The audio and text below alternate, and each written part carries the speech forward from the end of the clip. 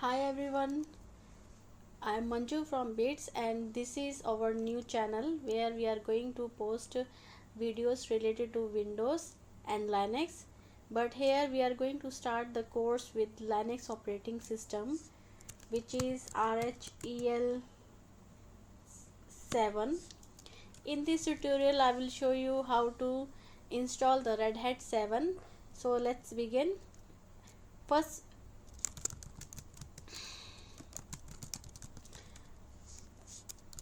First we need to know what are the information or what are the prerequisites you should have before doing this part. First of all, we should have uh, ISO, which is RHEL 7.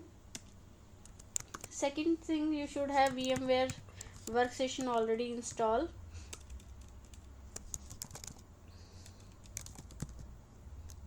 You can take any of the version.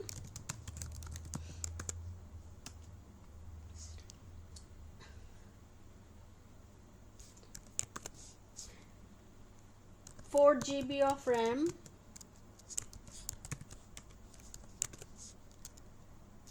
20 GB of hard disk,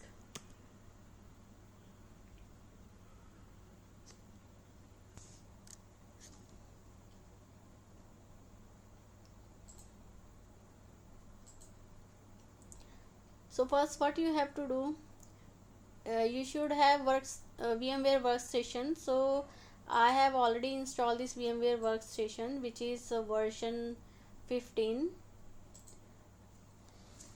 First go to the file, new virtual machine. A pop-up wizard will appear and you have to select for the custom. From the drop down menu it will automatically select version 15, and beyond this you cannot go. This is a maximum limit. Click on next. You need to select the path where the ISO RHEL ISO will be there. So go on to, I have already on this path. So wherever on your system the ISO is there, you just go there and select this DVD ISO. The real operating system will be in ISO form. Select it, click on next. Here you need to give your name. You can give any name, give your own password.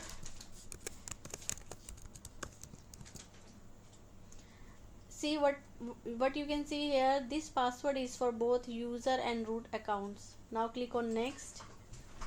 You can give any name, RHEL 7 test machine. Click on next.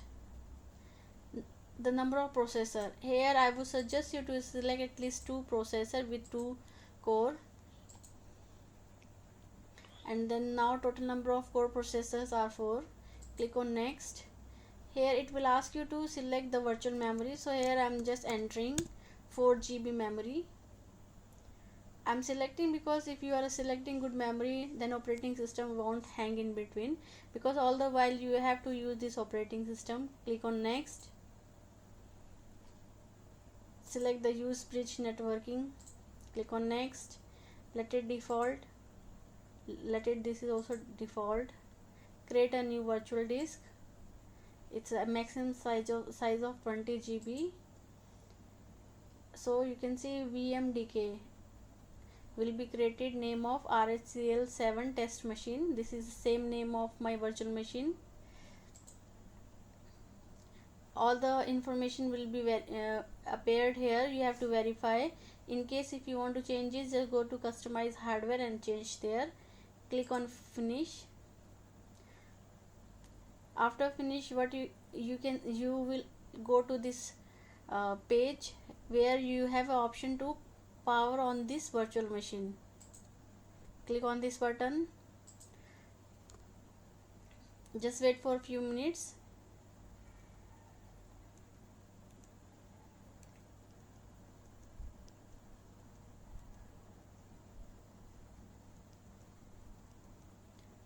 it will looking for ISO, and now it will start the installation. But before installation it will ask for the few parameters, so let it begin first. Okay, now it's starting. Keep your enter button ready, or any of the key or mouse, because if you want interrupt this session, it will go automatic install where you cannot select any of the parameters. So in case if you want to do customize parameters, just be ready your enter button or mouse.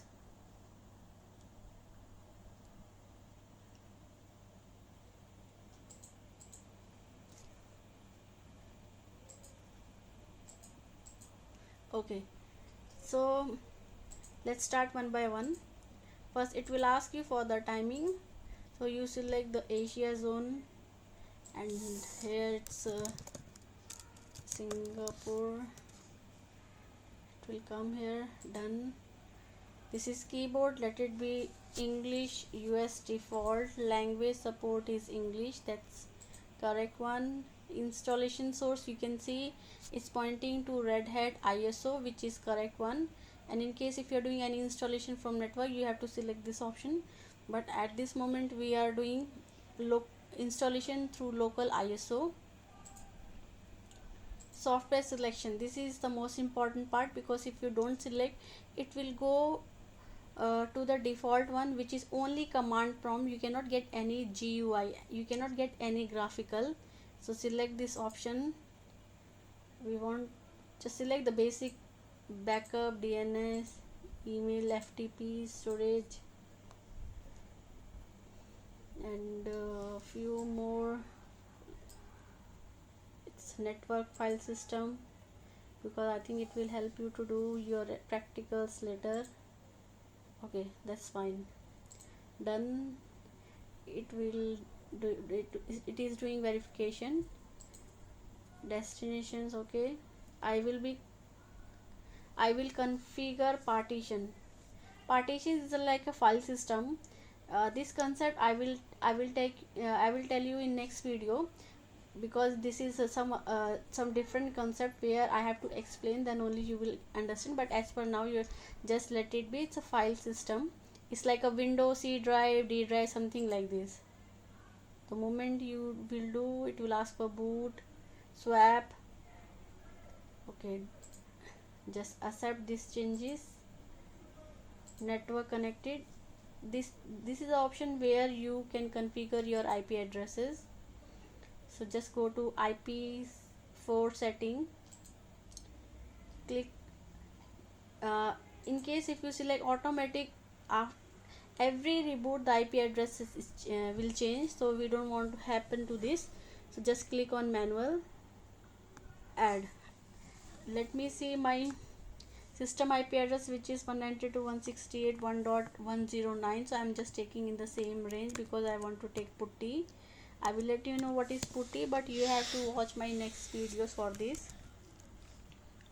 So I'm just keeping this IP address is 105.255.255.255.0 192.168.1.254. okay, done. Now you have to click on save button. You can see IP address will appear here. This is a page where your system will get this IP. You no need to do the configuration after installation. Click on done button. Security policy, okay, let it be. KDump is already enabled. This is the place where let's say if something happened to your operating system, automatic dump will create, which will help you to analyze the logs, and you can say what was the reason for hanging or crashing the operating system. So there is a button, begin installation. You can set the root password here. Okay, root password is set because the user initially what I created bits, the same password will be like this. In case if you want to create any of your colleague user account, so here is the options. You can create this user account here. So You can see the installation is already begin. Starting packages installation process. Let's wait for few minutes.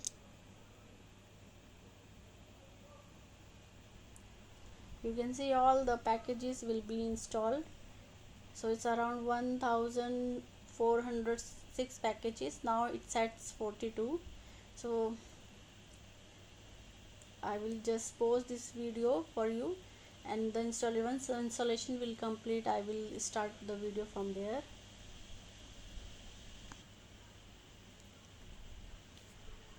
Now you can see all the 1400 package already installed. So few more configurations it's doing, performing post installation setup task.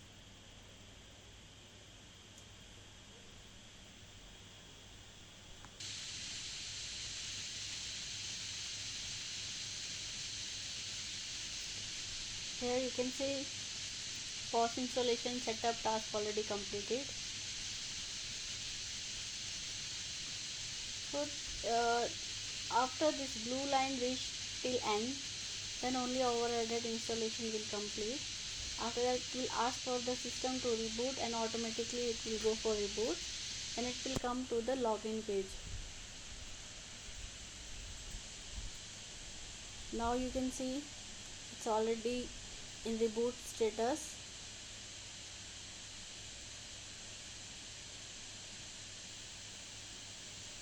It will take few more seconds.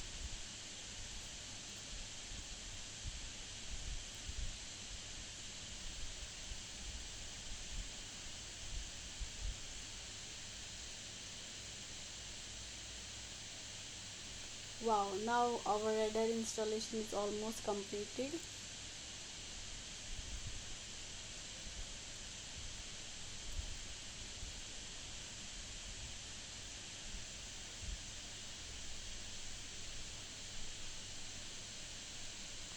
Okay, this is a user which I created during the installation. So first click on it. It's a same window as you can see when you log in into your laptop. It will ask for the user ID password. This is also same login page for Red Hat.